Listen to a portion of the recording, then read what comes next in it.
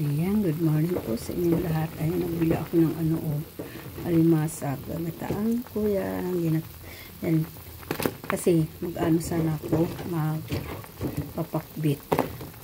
At yun ang order ng gusto ng aking anak. Kaso, nakakita akong alimasag.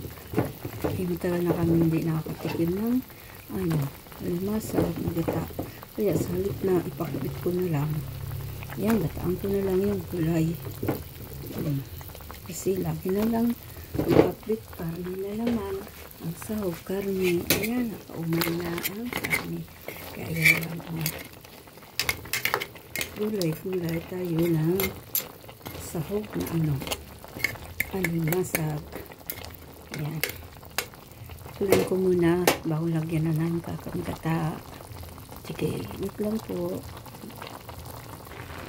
Ayan, ilagay na ang kakang-gata. Yan.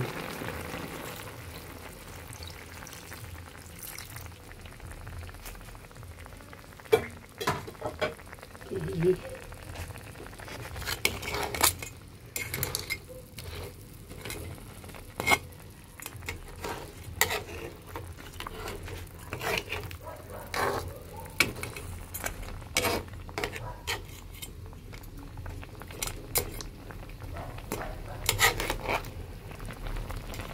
Tanggal ko na yung mga kagat para hindi mahirap panahin. Kasi gusto ko rin naman yung kagat. Tiyaga. Sip-sip. Ayan po ang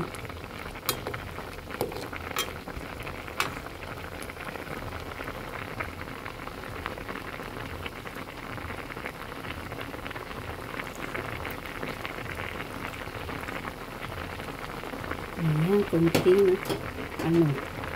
asin. Dagdagan muna ng kunting asin.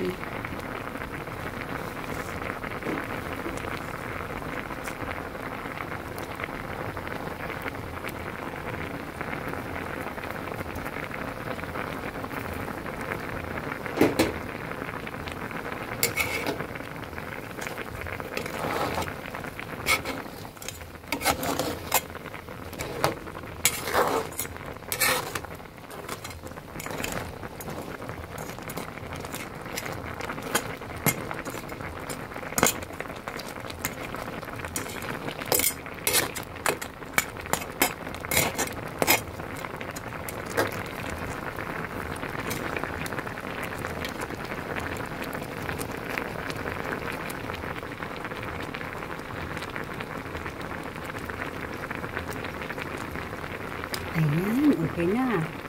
Tama ng timpla. Ayan. Lutuin na lang ang gata. Okay na yan.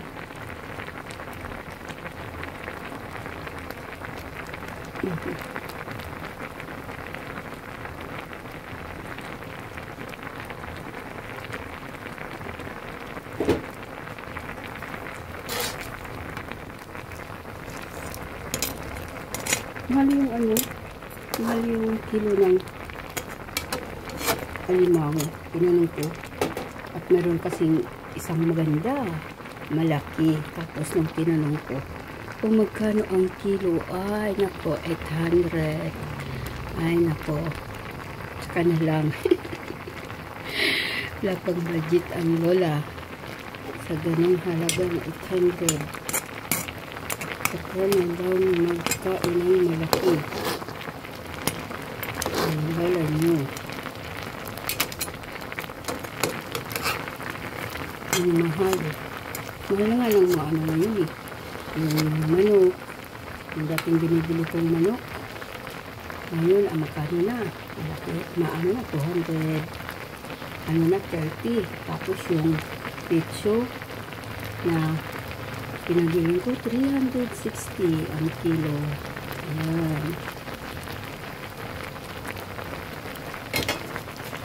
Ang mamahal na talaga. Ayan po, konti na lang. Luto na ang gata. Nag-apot-lapot ng konti. Ayan. Okay na.